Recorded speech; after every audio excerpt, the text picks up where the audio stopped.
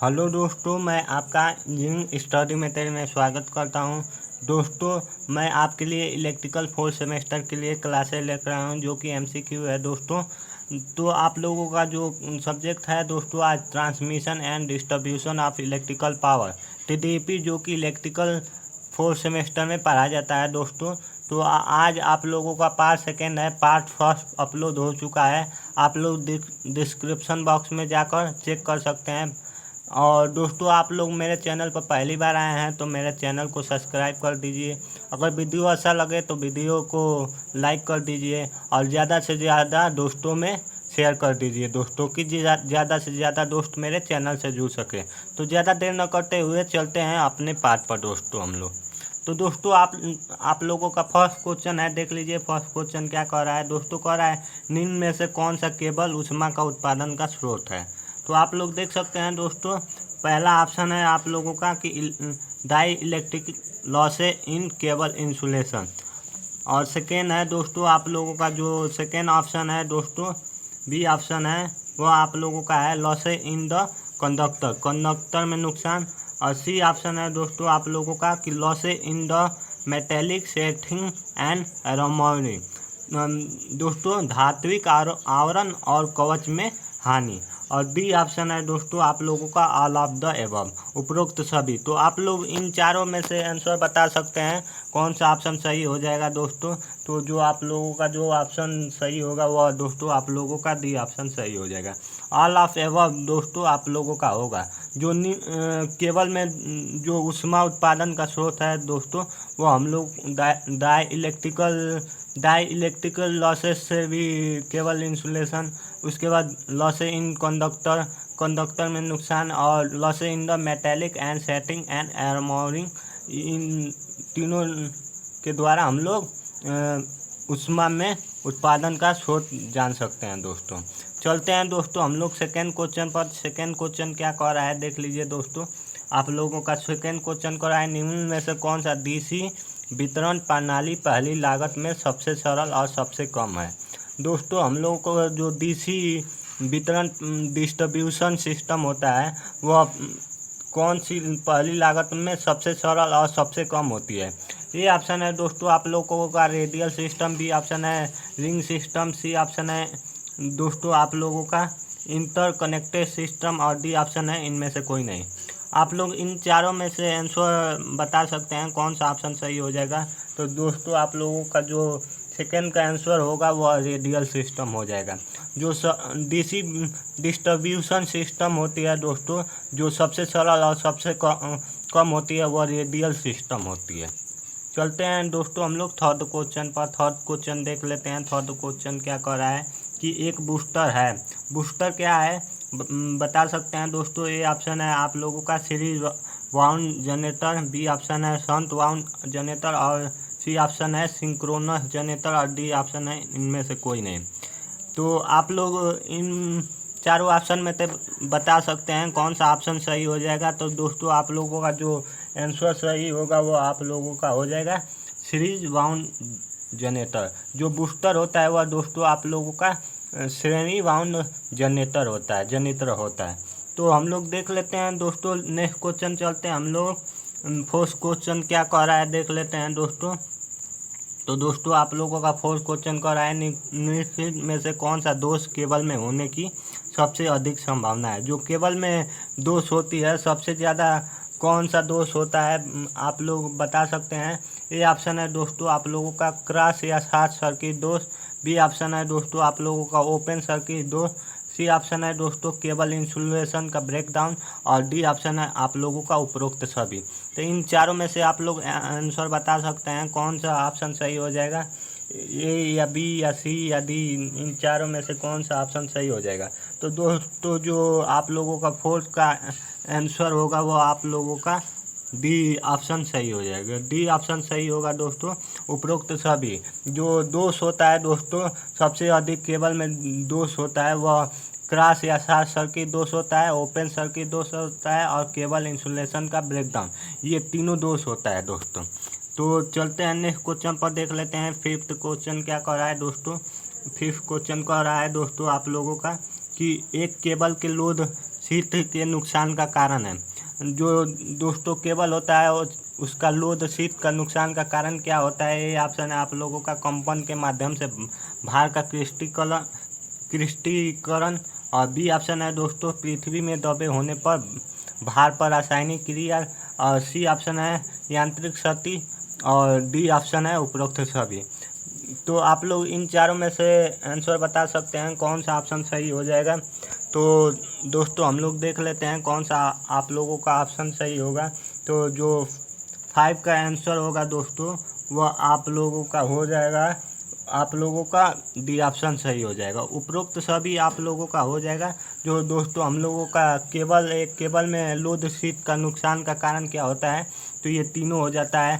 हम लोगों का मैकेनिकल क्षति भी हो सकता है, कंपन के माध्यम से भार का क्रिस्टीकरण भी हो सकता है, और पृथ्वी में दबे होने पर भार का रासायनिक क्रिया भी हो सकता है। चलते हैं दोस्तों हम लोग नेक्स्ट क्वेश्चन पर। नेक्स्ट क्वेश्चन देख लेते हैं। नेक्स्ट क्वेश्चन क्या कह रहा है कि आवासीय उपभोक्ताओं को सिंगल फेज आपूर्ति का वोल्टेज है।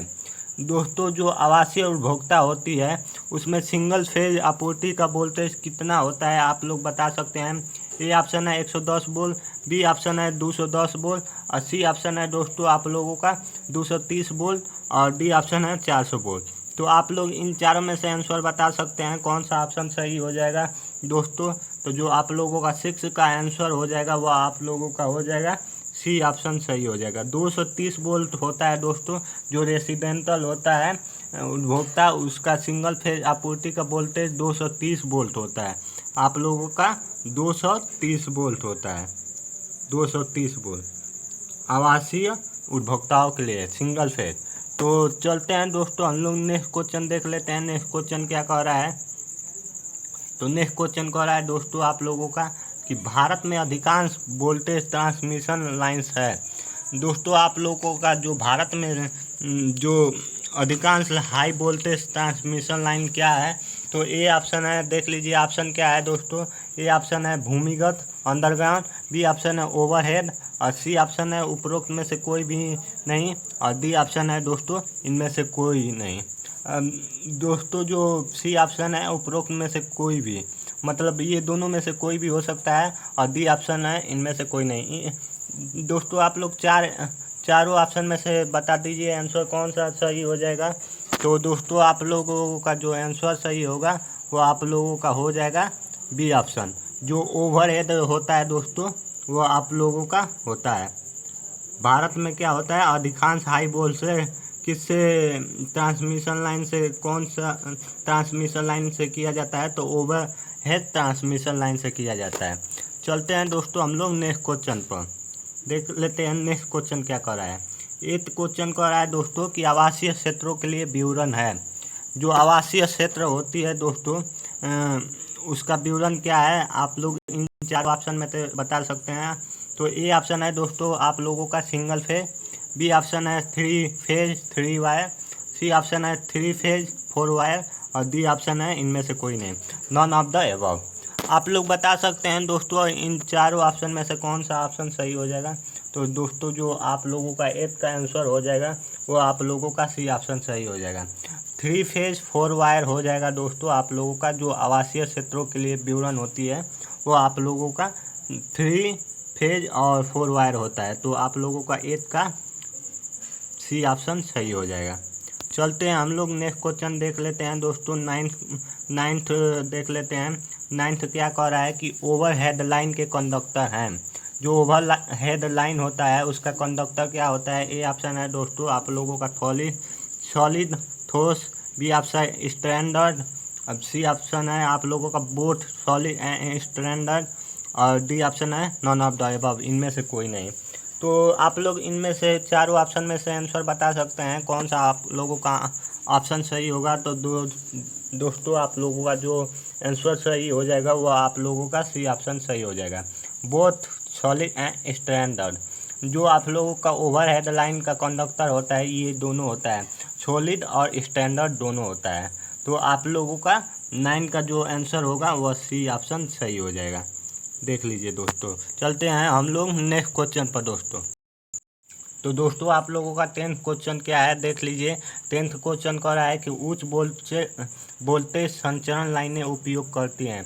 जो दोस्तों आप लोगों का हाई वोल्टेज होती है वह ट्रांसमिशन लाइन कौन सा यूज करती हैं। तो आप लोग ए ऑप्शन है देख लीजिए दोस्तों, सस्पेंशन इंसुलेटर। बी ऑप्शन है आप लोगों का पिन इंसुलेटर। और सी ऑप्शन है बोथ ए एंड बी। और डी ऑप्शन है इनमें से कोई नहीं, नॉन ऑफ द एबव। तो आप लोग 4 ऑप्शन में से आंसर बता सकते हैं कौन सा ऑप्शन सही हो जाएगा। तो दोस्तों जो आप लोगों का आंसर हो जाएगा 10th का, वो आप लोगों का ये ऑप्शन सही हो जाएगा। सस्पेंशन इंसुलेटर जो होता है दोस्तों वह आप लोगों का हाई वोल्टेज ट्रांसमिटर लाइन के लिए यूज किया जाता है, सस्पेंशन इंसुलेटर। तो आप लोगों का जो 10th का आंसर हो जाएगा वह ये सही हो जाएगा। तो आप लोग देख लीजिए दोस्तों। चलते हैं दोस्तों हम लोग नेक्स्ट क्वेश्चन पर। नेक्स्ट क्वेश्चन क्या कर रहा है देख लीजिए। तो नेक्स्ट क्वेश्चन कर रहा है मल्टी कोर केबल आमतौर पर उपयोग करते हैं। तो ए ऑप्शन है दोस्तों आप लोगों का स्क्वायर कंडक्टर। बी ऑप्शन है सर्कुलर कंडक्टर। सी ऑप्शन है रेक्टेंगुलर कंडक्टर। डी ऑप्शन है सेक्टर शेपेड कंडक्टर। और ई ऑप्शन है नॉन ऑफ द अबव, इनमें से कोई नहीं। इन चारों में से आप लोग आंसर बता सकते हैं। पांचों ऑप्शन में से आंसर बता सकते हैं कौन सा ऑप्शन सही हो जाएगा। तो दोस्तों जो आप लोगों का 11th का आंसर होगा वो आप लोगों का हो जाएगा डी ऑप्शन सही हो जाएगा। सेक्टर शेपेड कंडक्टर जो होगा दोस्तों आप लोगों का वह सही हो जाएगा। जो मल्टी कोर केबल आमतौर पर किस में उपयोग किए जाते हैं। तो आप लोगों का सेक्टर शेपेड कंडक्टर में चालक में उपयोग किए जाते हैं। तो 11 का आप लोगों का जो आंसर हो जाएगा वह डी ऑप्शन सही हो जाएगा। तो आप लोग देख लीजिए दोस्तों। चलते हैं दोस्तों हम लोग नेक्स्ट क्वेश्चन पर। नेक्स्ट क्वेश्चन क्या कह रहा है देख लीजिए। तो 12th कह रहा है दोस्तों आप लोगों का कि भारत में ब्यूरल लाइन आमतौर पर उपयोग करती हैं। क्या करती हैं दोस्तों। तो ए ऑप्शन है लकड़ी के खंभे। बी ऑप्शन है आरसीसी खंभे। सी ऑप्शन है स्टील टावर।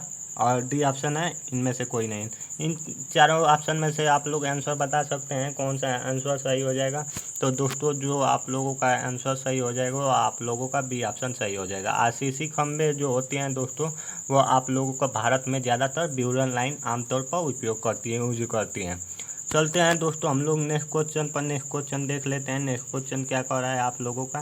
तो 13 क्वेश्चन कर रहा है कि उच्च वोल्टेज हाई वोल्टेज केबल में इंसुलेशन के लिए आमतौर पर इस्तेमाल की जाने वाली सामग्री है।